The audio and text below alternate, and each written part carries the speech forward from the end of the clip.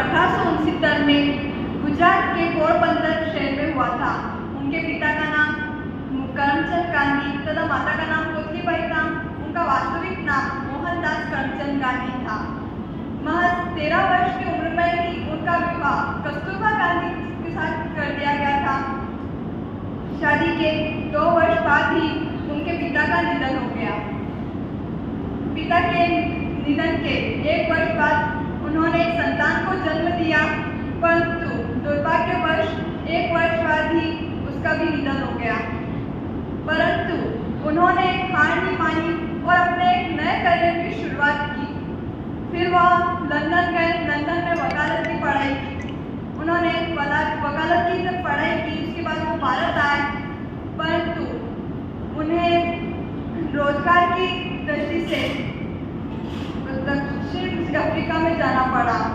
वहाँ पर जब वो ट्रेन से यात्रा कर रहे थे तब फर्स्ट क्लास सीट में थे, परंतु उन्हें वहाँ से भी धक्का देकर निकाल दिया गया।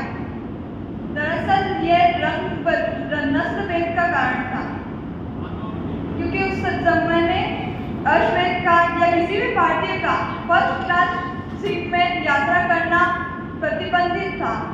कोई भी अश्वेत या भारतीय यात्रा नहीं कर सकता था फर्स्ट क्लास सीट में। ये बात गांधी जी को इतनी अखरी, मतलब उनको उनके मन को इतना देना था कि उन्होंने फिर ऐसे कार्य किए कि आज वहीं ही भारत में भी इस प्रथा को समाप्त कर दिया गया है।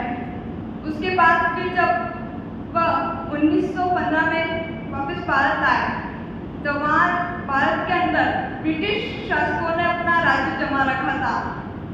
उन्होंने वहाँ पे अंग्रेजों ने भारतीयों पर कई सारे प्रतिबंध लगा रखे थे, उन पर कर लगा रखे थे।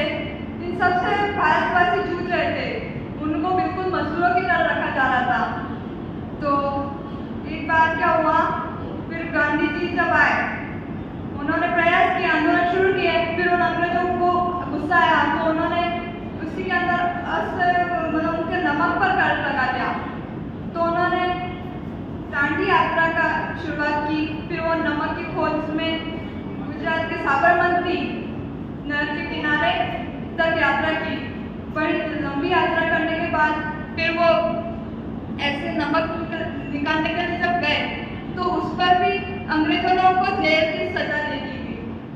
उन्होंने गांधी जी सहित सभी क्रांतिकारियों को जेल में बंद कर दिया था, परंतु फिर भी उन सभी क्रांतिकारियों गांधी जी ने हार नहीं मानी और अपना बात रखी। फिर उसके बाद जब एक और असहयोग आंदोलन की स्थापना की, वह इसलिए था क्योंकि अंग्रेजी सरकार ने वस्त्रों के लिए, क्योंकि वस्त्र सबसे बड़ी जरूरत है हमारी, तो उसके लिए उन्होंने कहा कि इनको वस्त्र देंगे नहीं, महंगे दामों में देंगे, तो इनको जरूरत तो हमारी होगी ना, उन्हें यहाँ पे लेंगे कैसे। तो इसके लिए गांधी जी ने खादी वस्त्र पहनने की सबको सलाह दी कि सभी खादी वस्त्र पहनेंगे, खादी कपड़ा पहनेंगे। तो फिर इसमें सभी शुरुआत में तो मान गए कि हम खादी वस्त्र पहनेंगे, परंतु वो खादी कपड़ा उस समय में बहुत महंगा आता था और खादी वस्त्र खरीदने की क्षमता सभी में नहीं थी। तो इसलिए उन्होंने उनका गांधी जी का चरखा तो जानते ही है, जिससे वो धागे की कताई करते थे, उससे मतलब उन्होंने सबको सलाह दी का धागा करते थे, जो वस्त्र बनाते थे। फिर उन्होंने ये सब वस्त्र करने का ऐसा आंदोलन जारी किया। हमारे गांधी जी बहुत ही अहिंसा प्रिय और शांति प्रिय थे। एक बार जब वो कहीं किसी यात्रा से वापस ट्रेन से भारत आ रहे थे, तब ट्रेन से आते आते देख रहे थे ट्रेन में जैसे गंदगी कचरा वगैरह, किसी ने पान थूक रखा था, किसी ने क्या क्या नहीं कर रखा था, वहाँ पे गंदगी कर रही थी। तो फिर अपने गांधी जी, उनको तो ये स्वच्छता पसंद थी, गंदगी बिल्कुल पसंद नहीं थी।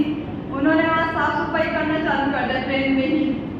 फिर जब वो सब देख रहे कि ये क्यों है, ये हरकत क्यों कर रहा है यहाँ पे, तो फिर जब ट्रेन से उतरे पता लगा ये तो अपने प्रधानमंत्री है, नहीं प्रधानमंत्री सॉरी राष्ट्रपति राष्ट्रपिता हैं, तो उनके सब स्वागत में से हर बार उन्होंने क्या किया उसके लिए उनकी सब करने लगे, वाहवाही करने लगे कि यार ये तो अभी चर्चा कर देते थे, ये क्या राष्ट्रपिता है हमारे।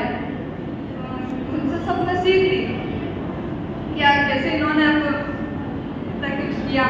तो इसलिए हमारे गांधी जी से हमें शांति की, अहिंसा की और स्वच्छता की इत्यादि शिक्षाएं मिलती है।